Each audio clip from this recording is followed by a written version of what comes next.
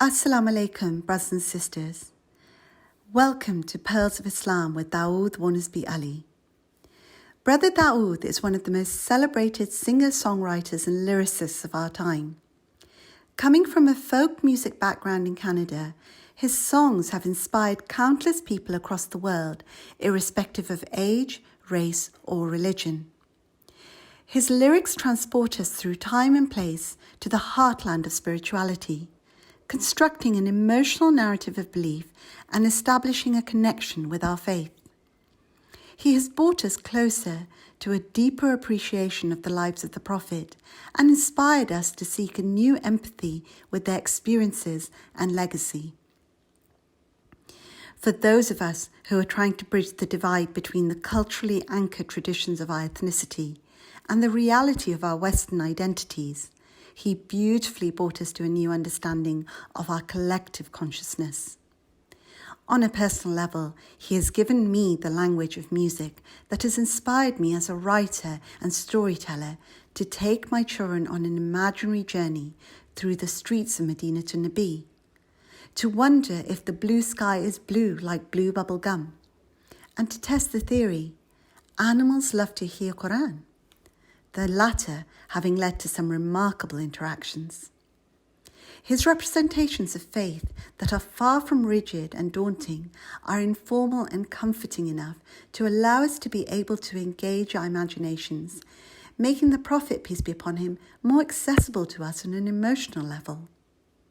Brother Dawud, who has been an abiding supporter of the work of ISB and has been using the royalties from his music to support the running of a charitable school for underprivileged children in Pakistan for more than 2 decades now, continues his charitable work, along with a multi-talented, multi-faith band called Abrahamic, which was set up with David LaMotte and Billy Jonas, in response to the growing rhetoric of hate and polarization that has infected society in modern times.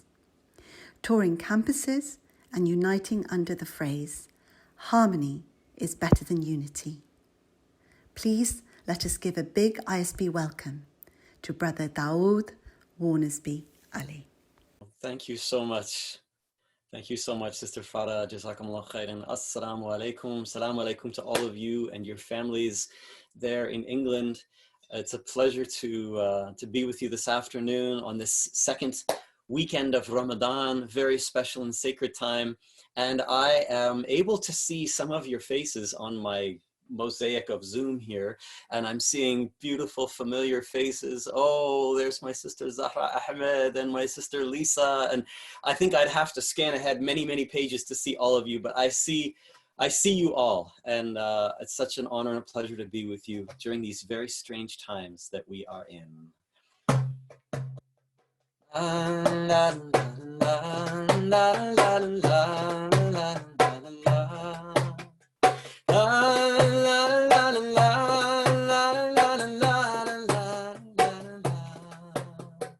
Walking through the crowded streets of a market in Morocco, sitting on a smiling camel in the desert of Arabia, chasing round the bamboo trees of Bandung, Indonesia, gathering brightly colored leaves in a forest of Canada, napping neath the date palm shade under blue skies of Tunisia, freeing kites into the night from a rooftop in Pakistan, tending to a flock of sheep down under in Australia, laying back to count the stars from somewhere in Afghanistan.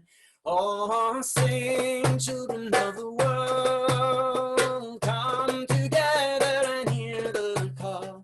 Sing, children of the world, our youth will unite us all. Sing, children of the world, come together and hear the call. Sing, children of the world, the truth will unite unite us all. Subhanallah, Alhamdulillah, Allahu Akbar. Subhanallah, Alhamdulillah, Allahu Akbar. Now, all of you are muted, so unfortunately, you can hear me, but I can't hear you.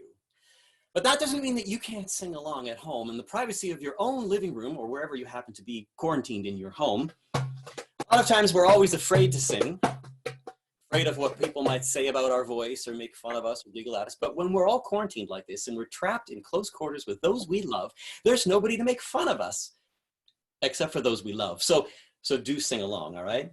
Subhanallah, Alhamdulillah, Allahu Akbar.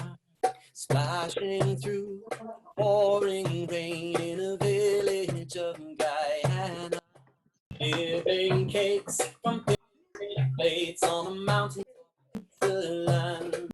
Planting rows of beans and maize on a small farm in Uganda. Greeting morning with a prayer on the golden Egyptian sand. Oh, sing, children of the world, come together and hear the call. Sing, children of the world, our youth will unite us all. Sing, children of the world, come together and hear the call. Sing, children of the world, the truth will unite us all. Subhanallah, Alhamdulillah, Allahu Akbar. Get those lips moving. Subhanallah, Alhamdulillah, Allahu Akbar.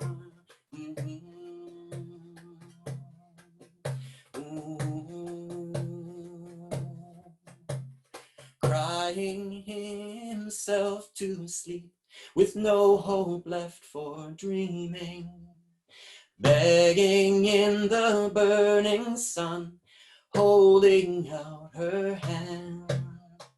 Palms held tightly on his ears to muffle all the screaming, sitting where her house once stood, trying hard to understand.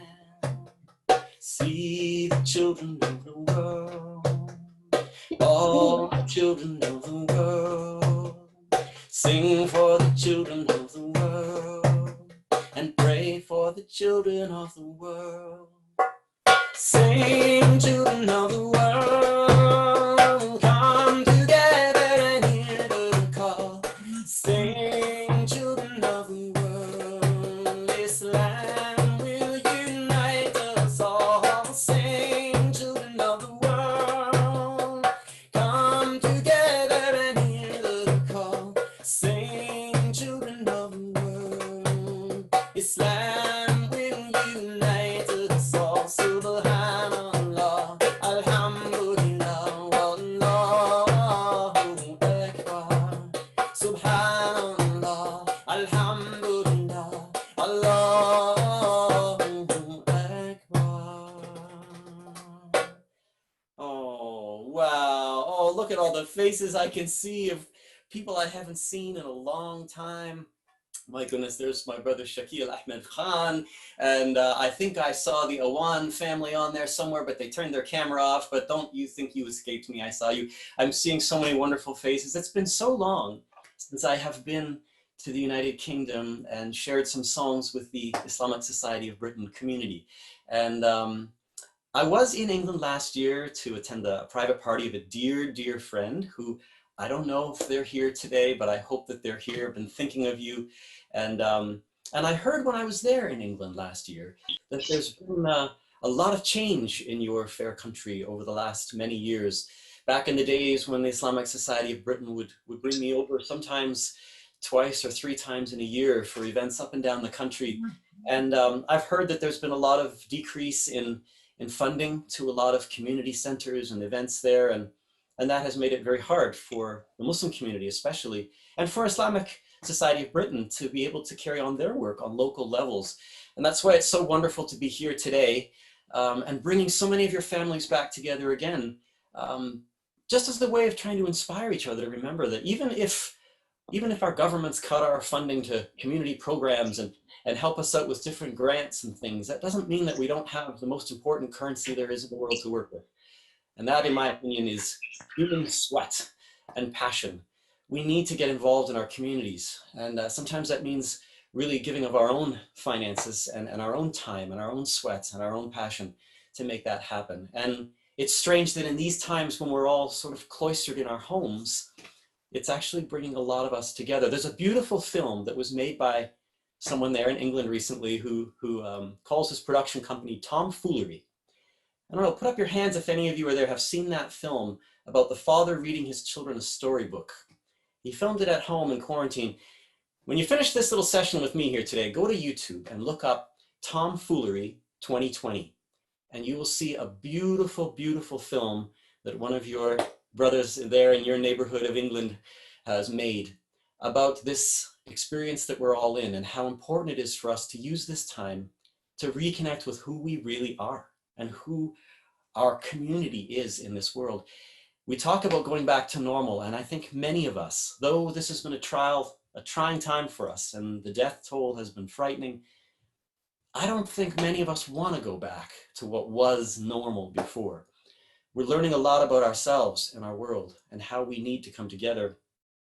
It's difficult for us right now, perhaps as the Muslim community, celebrating Ramadan, and I know many of you are probably feeling the struggle of that. Ramadan has become a time of community, coming together, iftars and sahurs, and inviting families over, and sahur parties in the streets, and praying in the masjid in the evenings, going for tarawih, and we may feel as if we've lost that whole sense of community and togetherness.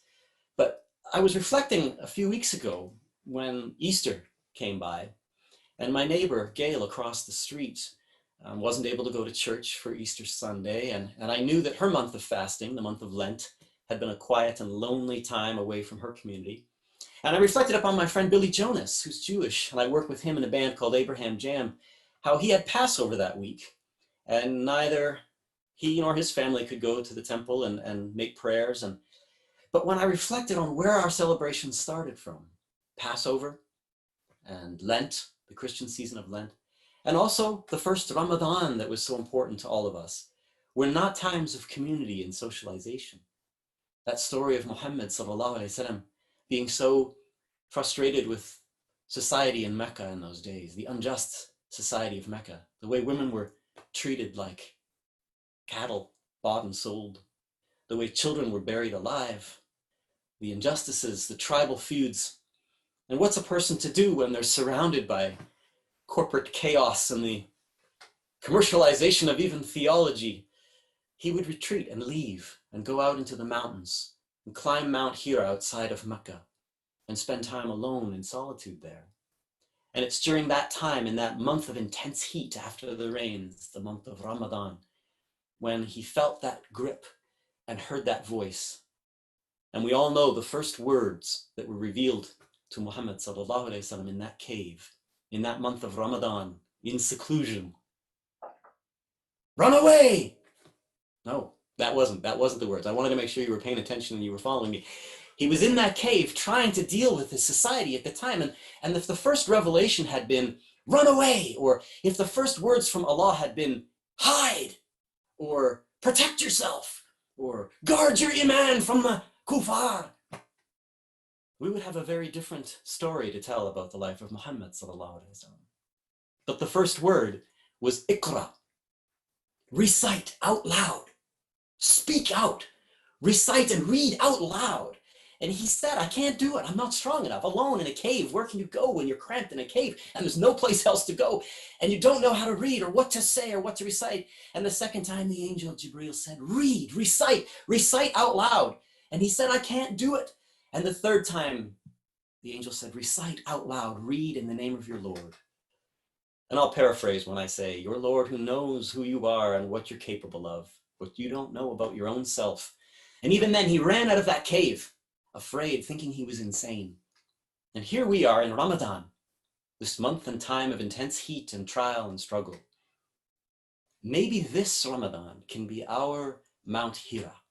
Maybe this can be the time when, together in our homes with our families, our partners, and those we love, we can find a strength of who we are, so that when we finally come out of this isolation, we can run down that hill and we don't have to feel like we're insane. We can recite, we can read out loud, we can sing out loud for the justices and the equality in this world that we so desperately need to see. Well, we've scanned the sky and we've sighted the moon, and we welcome the month of Ramadan, when we fast together all as one to help and strengthen our iman. Oh, it was so very long ago, in the holy month of Ramadan, Allah sent a message to us all, the holy words of Quran, a light to shine for all mankind, a guide to teach us right from wrong, first revealed on the night of power, with peace until the rising of the dawn. So we've scanned the sky and we've sighted the moon, and we welcome the month of Ramadan, when we fast together all as one to help and strengthen our iman. As the sun lay sleeping beneath the blanket of the night, we rise early to make sahur before the white thread of light. We're patient and kind, remembering Allah all throughout our day. And when the sun has gone and we've made iftar, we gather together and pray. Well, we've scanned the sky and we've sighted the moon, and we welcome the month of Ramadan, when we fast together for Allah to help and strengthen our iman. So many of our brothers and sisters all across the land, they have no food to eat at all, and they need a helping hand. When we fast from morning till the night to fulfill divine command, we feel the hunger and thirst they feel. It helps us to understand. But all too fast the moon goes past, our month of blessings will be gone.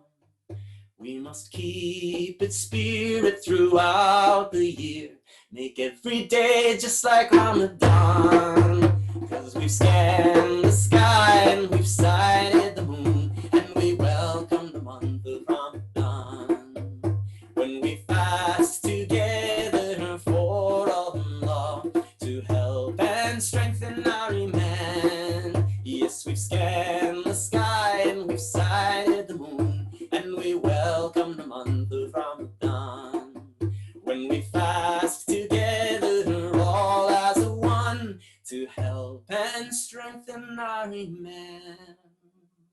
Oh, so many of our brothers and sisters all across the land, they have no food to eat at all, and they need a helping hand.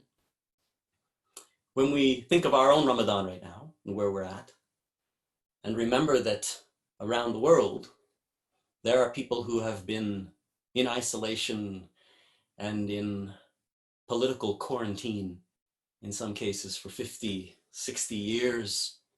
There are our brothers and our sisters, the Uyghur community in China, in concentration camps right now. And there are our brothers and sisters in Kashmir. There are our brothers and sisters in Palestine, so many refugees from so many countries around the world who are fleeing. And that freedom of faith and religion is not just as comfortable it is for many of us right now in our homes with this pandemic. We have to keep them in mind and remember that as hard as it may be for us to be in our homes this Ramadan, we know and hope that when this pandemic ends, we'll be able to go out, and there are a lot of our brothers and sisters who still will be in oppression. We keep them in our hearts. There's a lot that we can do in our own neighborhoods, even though we're in quarantine, to still bring hope and peace. And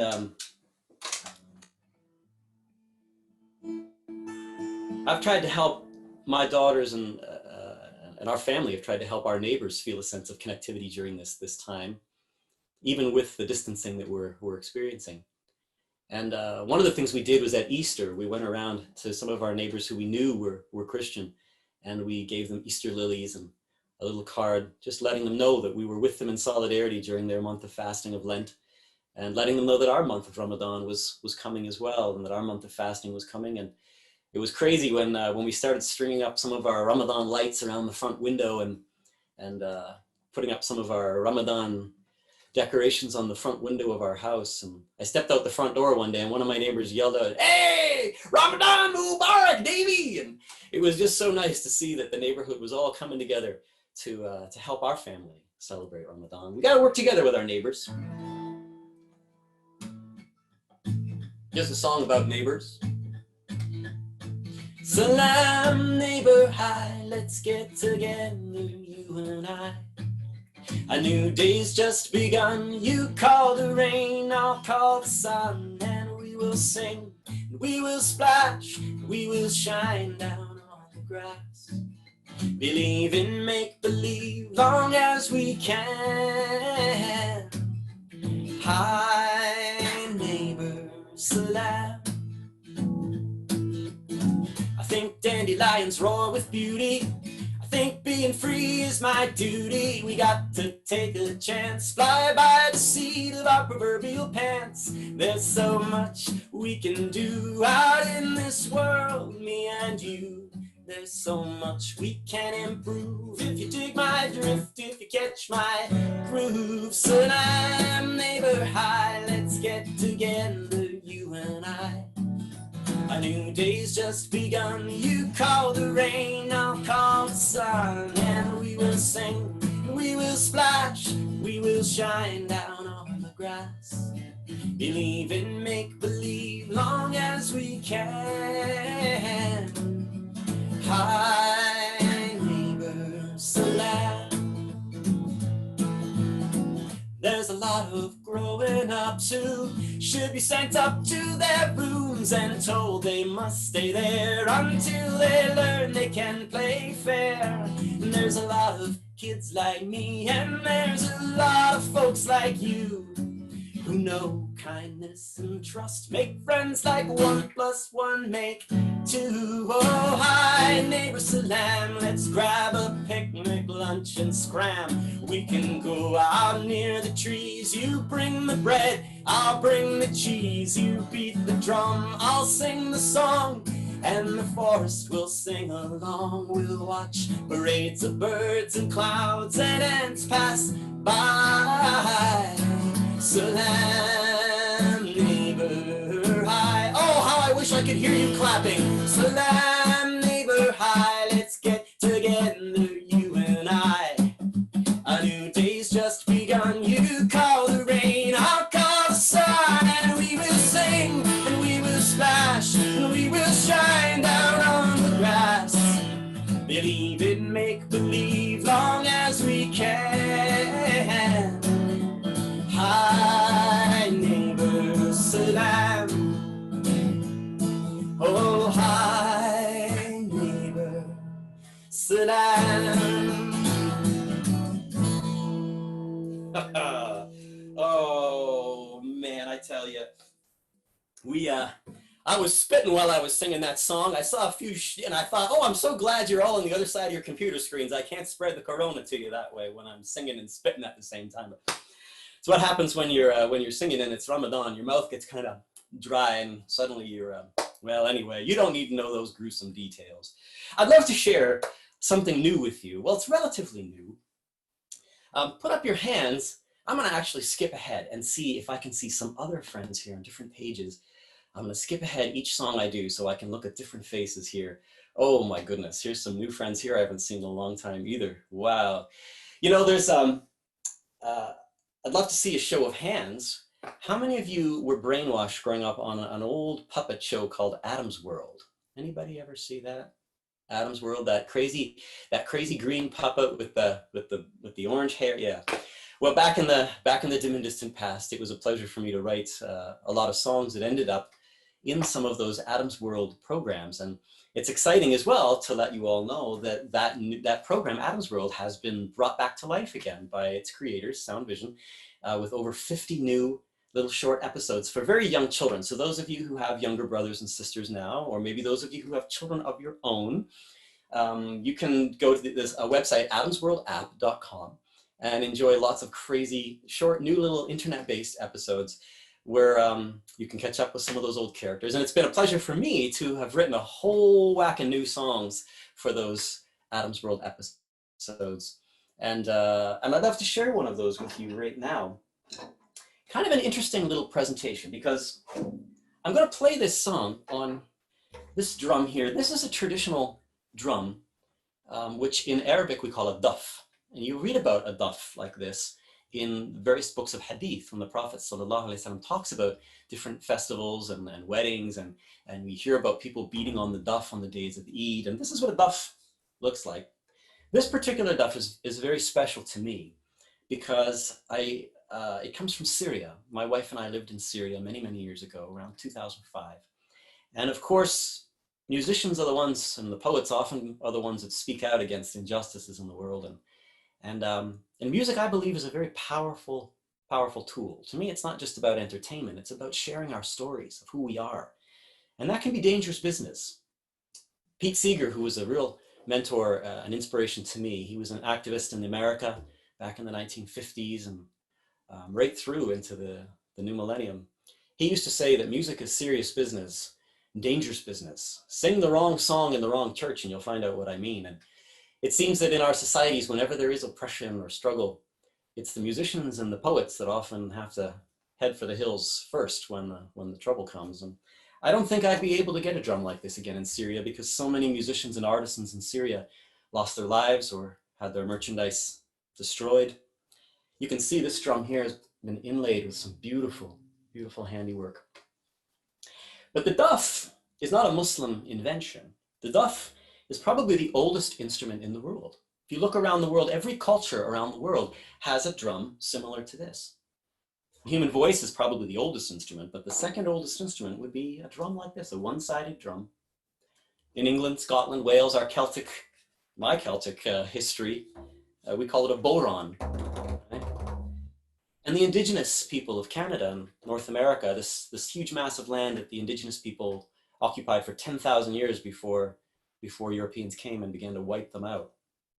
This is their sacred instrument as well. So I thought for this next song, this sort of new song, I would play it for you on this traditional Muslim daf. But I would play it using mallets, the way the indigenous people of my country here in Canada play their sacred drum.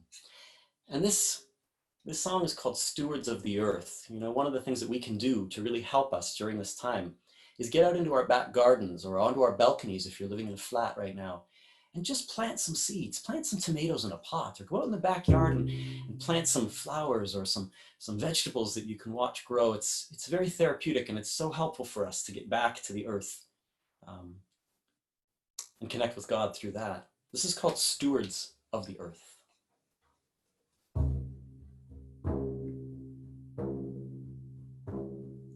Stand inside a forest, listen to the sound of breezes through the branches and the insects all around. Bend toward the earth, place your head upon the ground, where saplings will be growing through leaves that have brown. We must stand for those who cannot speak, the people, plants, and animals, the fragile and the meek. Bow down in mercy, give a hand up to the weak. Stay connected to the earth to find the peace we seek. Stewards of the earth, keepers of the land. We all have work to do to honor God's command. The balance of our world is held within our hand. We are stewards of the earth, but do we understand? Stand inside a forest, listen to the sounds of breezes through the branches and the insects all around. Bend toward the earth, place your head upon the ground, where saplings will be growing through leaves that have brown.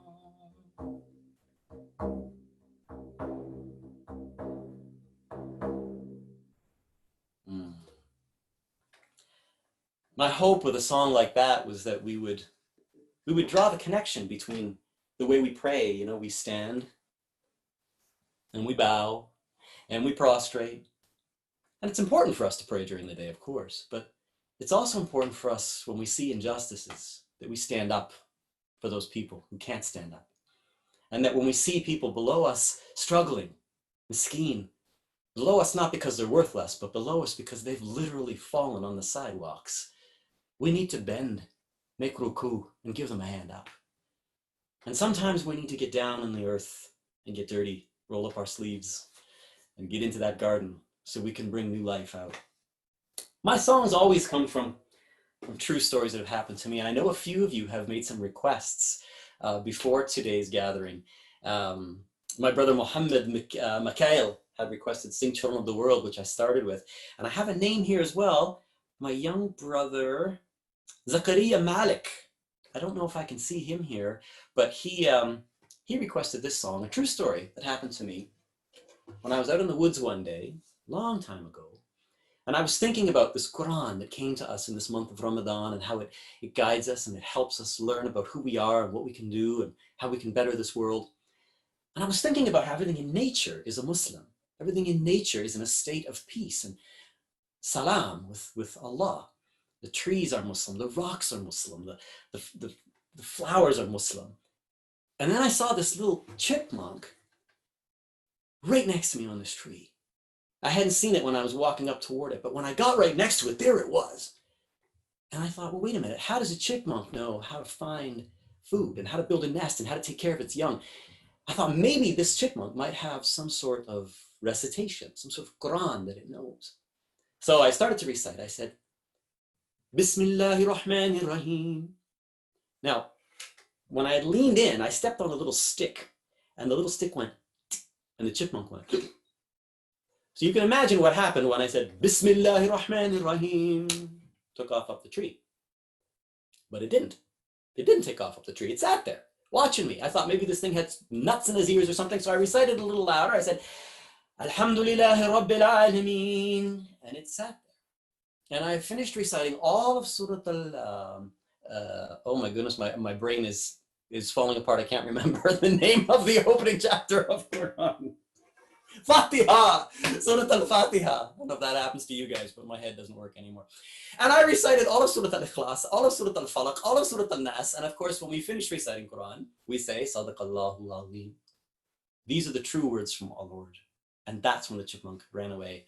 And that was the day I wrote this song. And I hope I can remember the words. There was a chipmunk climbing up a tree. I stopped to look at him and he stopped to look at me. When I said hello, he didn't understand and he went to run away. I recited from Quran and he decided to stay.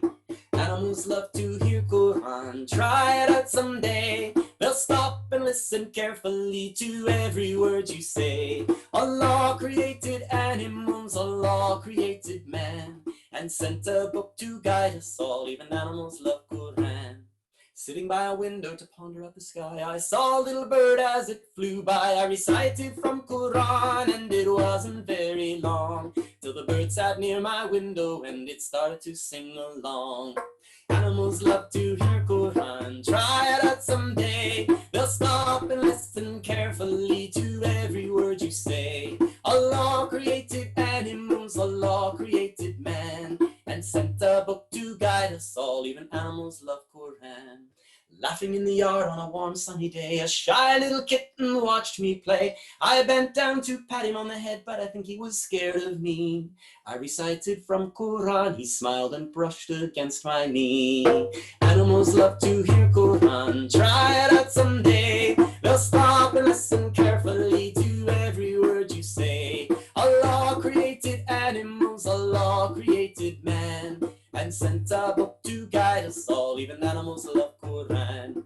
Animals love to hear Quran. Try it out someday. They'll stop and listen carefully to every word you say. Allah created animals. Allah is Al-Rahman, and sent a book to guide us all. Even animals love Quran. Try it out at home if you're trapped in your house and you've got a pet fish or a pet budgie or a pet brother or a pet sister. Try reciting Quran to them and see if they listen. Little brothers might not listen very well. I think men only listen for about 10 minutes of their life, and that's around the age of 45. But you can try it with the other animals in your house and see if they listen. I love singing that one. That's a fun old one that I don't get a chance to sing very often. So thank you to my brother Zakaria who requested that song. There are so many songs that I wish I could share with you, and I know our time is limited today. But as I mentioned before, to me, singing is not about entertaining. For thousands of years, we've been sharing our stories through song. It's only been about 125 years that human beings have been able to record sound through cassettes or through phonographs or through now the computer. But for all of the thousands of years before that, the only way that we could learn our stories and our songs was by singing them together and passing them on one to the other. And now in our world, we've become consumers of songs. We trade them and swap them and buy them and sell them. But to me, the most important songs are the ones that we write ourselves. And I know I have my sister Zahra here, who's a talented artist, and my sister Lisa, I don't know where she went. There she is.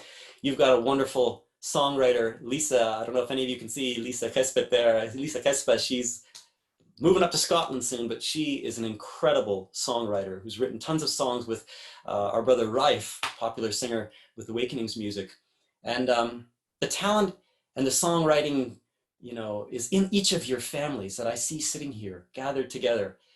Write those songs together and write those stories. You have time now in your homes.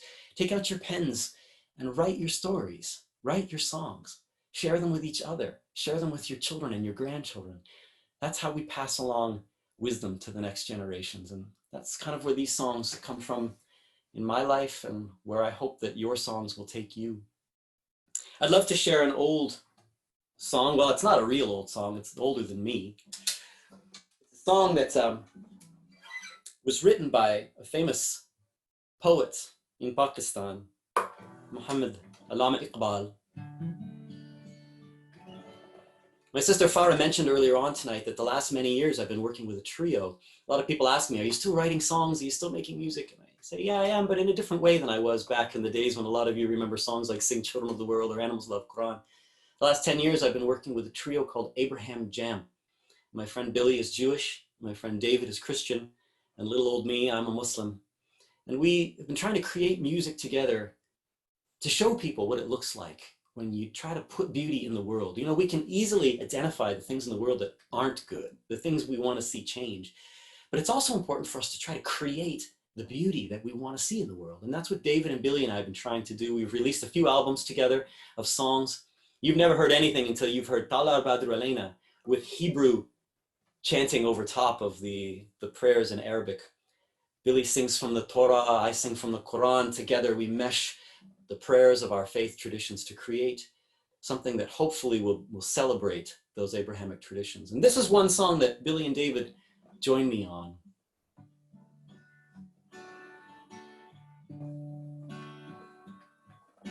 I think we've got a lot of youngsters here. Some of you might have heard this song from your parents when you were young. Maybe some of you even have your parents living with you. You might want to bring them in the room and ask them to join us for this. I first heard it in the mountains of Pakistan, sung by some children at a school there that had been destroyed in an earthquake. And many of the teachers had been lost, but the students showed up every day and they stood in rows in their beautifully pressed uniforms and they sang this song. लपे आती है दुआ बन के तमन्ना मेरी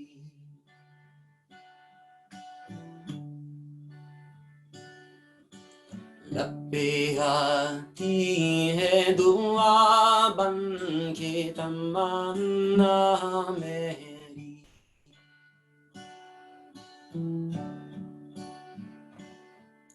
Upon my lips is a prayer of longing to you, my Lord.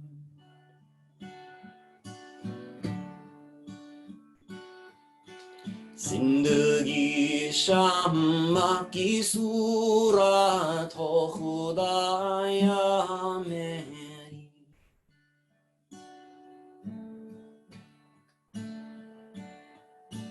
May my life burn in the form of a flame, oh my Lord.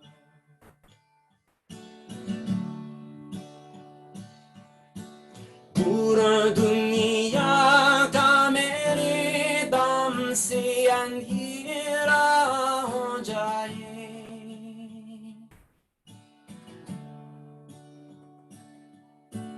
Through my life may the world's darkness disappear, oh my God.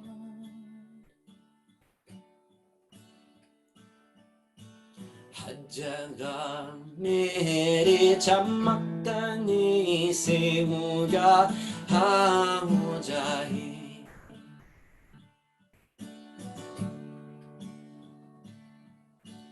May each place be bright with the glow of my light, oh my God.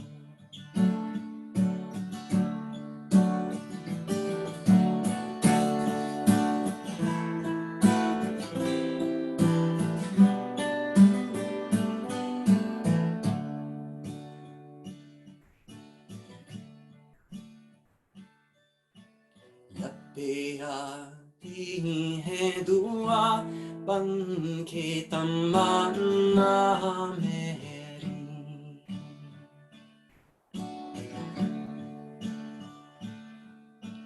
जिंदगी शामा की सूरत हो खुदाया मेरी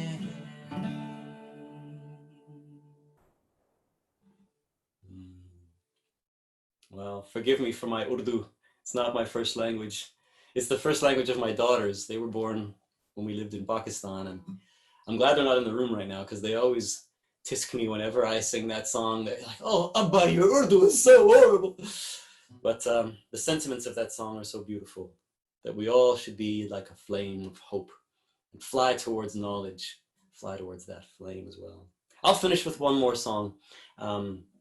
I think I've gone over my time, and please forgive me, Farah. I promised the ISB folks that I would watch this clock, and I've been watching it, but it's just so hard to leave your smiling faces. You all look so, so beautiful.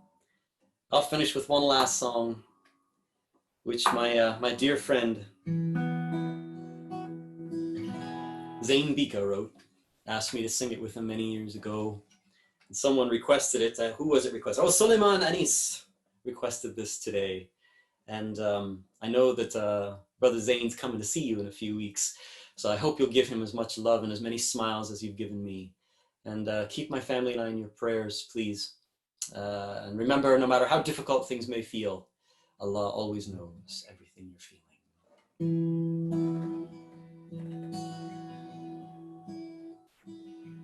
When you feel all alone in this world, and there's nobody to count your tears, just remember, no matter where you are, Allah knows. Allah knows. When you're carrying a monster load, and you wonder how far you can go, with every step on the road you take, Allah knows. Allah knows. No matter what inside or out, there's one thing of which there's no doubt. Allah knows. Allah knows. And whatever lies in the heavens and the earth, every star in this whole universe, Allah knows. Allah knows.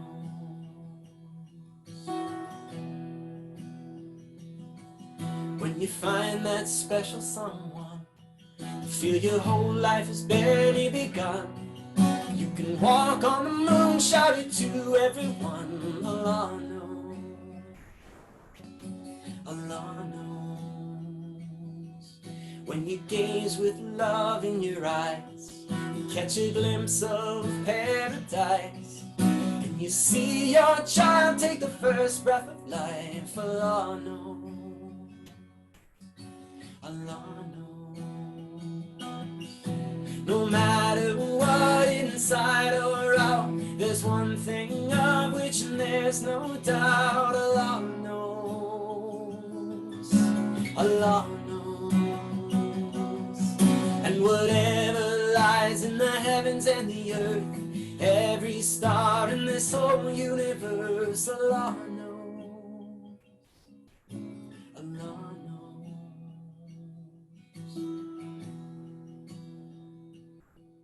When you lose someone close to your heart, feel your whole world fall apart, and you try to go on, but it feels so hard. Allah knows. Allah knows. See, we all have a path to choose. Through the valleys and hills we go, but with the ups and the downs, never fret, never frown. Allah, Allah knows. No matter what, inside or out, there's one thing on which there's no doubt. Allah knows. Allah knows. And whatever lies in the heavens and the earth, every star in this whole universe, Allah knows. Allah knows. 'Cause no matter what, inside or out, there's one thing on which there's no doubt. Allah knows.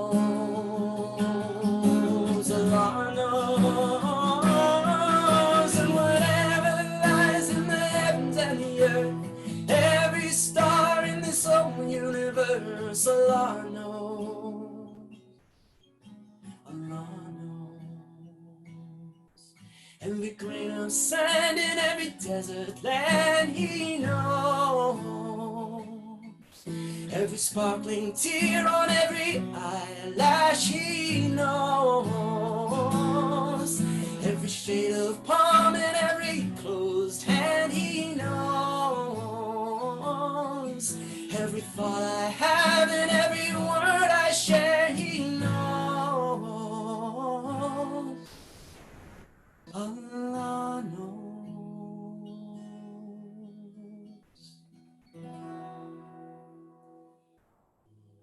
Thank you so much, my brothers and sisters, my friends. Peace be with you. Ramadan Kareem. Assalamu alaikum wa rahmatullahi wa barakatuh. Alhamdulillah, Dawud, thank you so much. That was such a pleasure. That was absolutely amazing. We feel so honored that you could do this for us. It has raised our emotions and our closeness to our spirituality. Thank you so much for the gift that you've given us all today and every day. May Allah protect you and guide you and all your footsteps to wherever they may lead, inshallah. Okay, I'd just like to wrap up with a dua, inshallah. If we can just pray with all our hearts in these difficult times for everyone. Oh Allah, give us strength in our vulnerability and courage in our fear. Give us humility in our success and weakness in our anger. Oh Allah, give us kindness in our words and generosity in our hearts, mindfulness in our actions, and compassion in our thoughts. Raise us up, Allah, to be worthy of the Prophet's example, to have success in our worldly affairs and the hereafter. ربنا آتنا في الدنيا حسنة وفي الآخرة حسنة وقنا عذاب النار. آمين. Inshallah, I hope that you have enjoyed this, and I hope you will enjoy what is to come with Pearls of Islam and Zain Bikha. Again, thank you so much, Brother Dawud Wharnsby. You are a legend. It's certainly in our household, and I feel so privileged to have been here today. Thank you so much. And Ramadan Mubarak and Eid Mubarak to everyone.